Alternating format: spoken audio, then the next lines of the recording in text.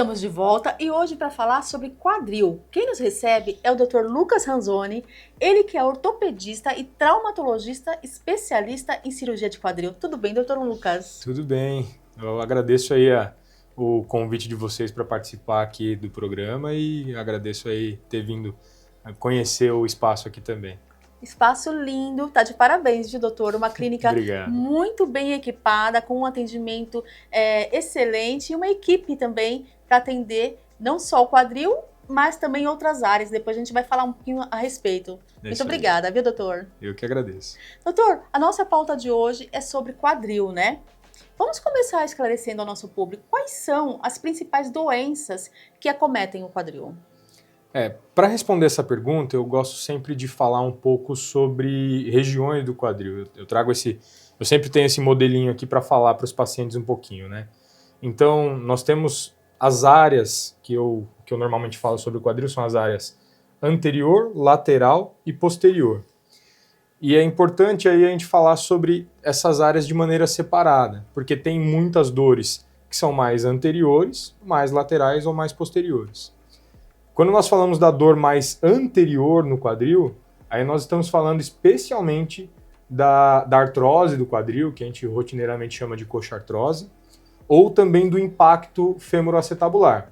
O impacto femoroacetabular é uma dor que normalmente acomete mais pacientes jovens, enquanto que a artrose ou doenças articulares, né, como por exemplo também necrose da cabeça femoral, acomete pacientes já numa fase adulta ou até mesmo numa situação mais de idade mais avançada, a partir de 60 anos. E por que precisamos entender isso da dor anterior? Porque se a dor é mais articular, a gente tem que abordar muito mais lá dentro na articulação. Quando a gente fala de uma dor lateral, a dor lateral ela é muito mais fora da articulação, então muito mais ao redor dessa área do fêmur, que a gente chama de trocânter femoral, né? E essa dor ela é responsável especialmente por síndromes dolorosas como a tendinite glútea, né? Então, nesse ponto é onde vem o tendão do glúteo é onde vem o glúteo médio e o glúteo mínimo. E não é infrequente essas tendinites, especialmente no público feminino a partir dos 40 anos. Nesses casos, aí a gente está falando muito menos de tratamentos cirúrgicos e sim de tratamentos mais de reabilitação física da musculatura glútea. E aí, por fim, a gente tem o terceiro ponto, que seria a dor posterior. A dor posterior ela também tem relação com o glúteo, porque a área de massa muscular do glúteo está aqui, mas também tem uma relação com dores lombares, que eventualmente pode acontecer, uma dor lombar irradiando para a região do glúteo, e também síndromes de tendinite, especialmente dos isquiotibiais, que é a musculatura posterior da coxa, né? Isso pode acometer os pacientes, inclusive com sintomas de radiação lá para baixo, para a coxa, para a perna. Então aqui também a gente fala muito de um processo de reabilitação e com terapias muito mais de controle de dor para permitir a reabilitação cada vez mais precoce do paciente. Sim, doutor. E como que é feito, doutor, o diagnóstico? É aqui mesmo no seu consultório, na sua clínica? Sim. Eu acho que o principal de diagnóstico, a gente tem que falar sempre sobre anamnese, sobre história e exame físico. Não tem como a gente diagnosticar bem sem avaliar o paciente, sem aprender, aliás, ouvir a história dele e examiná-lo. Examinar lá, a dor desse paciente é anterior, a dor desse paciente é lateral, a dor desse paciente é posterior. É óbvio que exames de imagem vão colaborar para o nosso diagnóstico, mas eu sou sempre avesso a fazer um exame de imagem sem ter uma suspeita, né? A intenção do exame é confirmar o que eu penso e não buscar respostas sem um norte, né? Sim, então, por isso que é importante o paciente, essa presença do paciente, essa conversa, as queixas, para aí o doutor pedir esse ultrassom ou diagnóstico mais completo, né? Sim. Exames de imagens. E falando de dor, é importante a gente pensar em vários aspectos da rotina do paciente. Então não é só chegar e avaliar o quadril, tem que avaliar o paciente como um todo. Então, na minha rotina de história e exame clínico, eu pergunto sobre humor, eu pergunto sobre atividade física, eu pergunto sobre sono, se existe dor noturna, tudo isso é importante para ver o quanto a dor impacta e limita o paciente, né? Ou seja, aquele atendimento humanizado que a gente tanto ama, né, doutor? Exato, exato. Tem que ver o paciente como um todo, né? Eu sou especialista de quadril, sou especialista de dor, mas a intenção não é cuidar de um quadril, é cuidar de uma pessoa, né? Parabéns, doutor. Agora vamos falar um pouquinho do tratamento, doutor. De uma vez que o doutor tem, né, esse diagnóstico em mão, já sabe sobre esse paciente, a gente percebeu que aqui o doutor tem muitos equipamentos modernos, né, que faz toda essa diferença na vida dos pacientes, né? Sim. Então fala um pouquinho do tratamento, tanto tratamentos minimamente invasivos que o doutor realiza aqui dentro da sua clínica, quanto também tratamentos cirúrgicos, né, Sim. que é em hospital.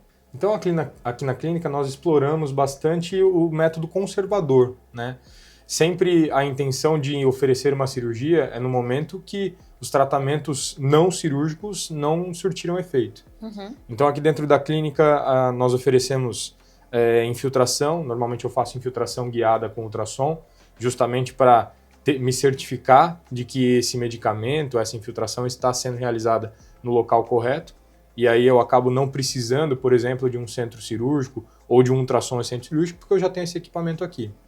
Além disso, nós temos outras terapias, a terapia por indução magnética, a terapia por ondas de choque e também a crioterapia, que são formas de reabilitar o paciente, de tratar a dor do paciente e aí sim permitir que ele consiga fazer uma reabilitação física de maneira mais adequada.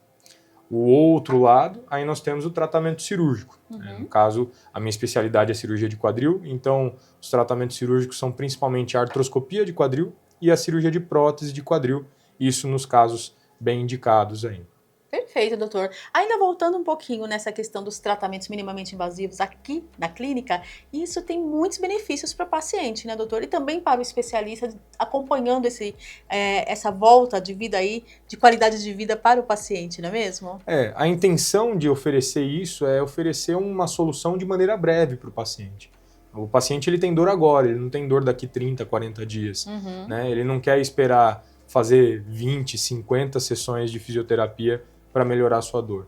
Então a intenção é melhorar a dor efetivamente já nas primeiras consultas, nas primeiras visitas, com um diagnóstico bem fechado, bem firmado, e a partir daí, com melhora de dor, permitir o paciente fazer uma reabilitação física com qualidade.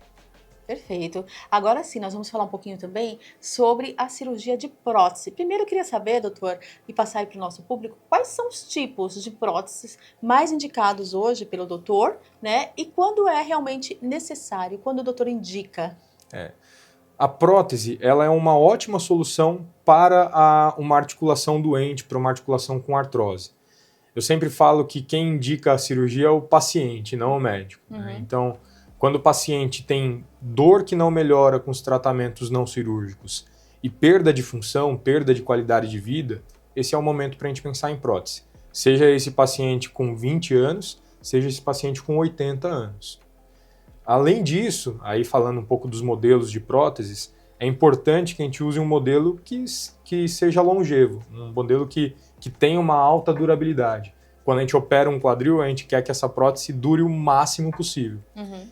Normalmente eu uso modelo de cerâmica e polietileno. E são polietilenos de alta resistência. Né?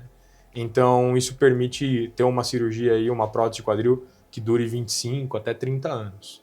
Nossa, bastante tempo, né, Sim. doutor? A ideia é essa, é uma prótese que dura mais que um carro. E quando a gente pensa em relação à idade, então, por exemplo, uma pessoa de 30 anos hoje colocar uma prótese com 50 anos já mudou muito do físico dela, né? Sim. Então, adapta também um novo modelo e os avanços vêm aí e acaba com 25 anos, 20 a 25 anos fazendo essa troca. Então, vale muito a pena para que tenha qualidade de vida e volte à atividade. Exatamente, né, isso que você falou é muito importante, porque uma pessoa com 30 anos que está mancando, que tem dor, que não consegue, numa situação que era para desempenhar toda a sua atividade laboral, né, o seu trabalho, enfim, perdendo a qualidade de vida, mesmo considerado um paciente jovem, é um paciente que é eletivo para pensar em prótese sim, porque isso vai transformar a vida do paciente e melhorar a dor dele, né? Sim. Doutor, como que é o pós-cirúrgico no caso das próteses? E o paciente retoma em quanto tempo, assim, em média, uma vida normal?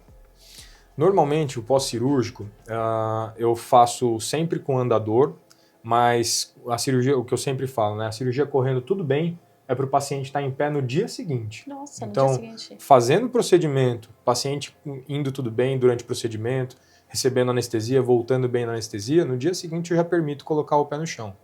Não coloca carga o tempo todo, então a gente usa um andador para permitir que ele ande com auxílio.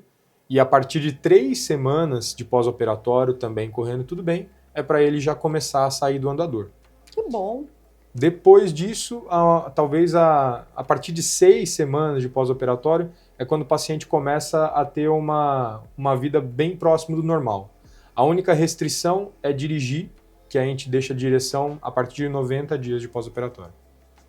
Muito bom, doutor. E o acompanhamento? É muito importante que esse paciente se conscientize, né, doutor? Faça a parte dele, realmente siga todas as orientações do especialista e depois tem um acompanhamento também, né? Sim.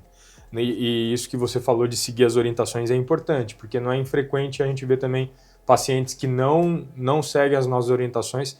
Eu sempre faço questão de deixar isso até por escrito, né? E às vezes apresentar alguma complicação lá na frente porque teve não fez as orientações como a gente esperava, né? Mas normalmente o pós-operatório de prótese eu faço com 3 semanas uma visita, né? Então o paciente retorna com 2 a 3 semanas, especialmente para verificação de ferida. Depois com mais 3 semanas, aí com raio-x de 1 mês e meio para a gente ver como que está a prótese. E depois com 3 meses e 6 meses. Perfeito, doutor. Então é um acompanhamento, é uma cirurgia, é muito importante que você realmente respeite aí os limites, siga todas as orientações do especialista para você ter mais saúde e mais qualidade de vida.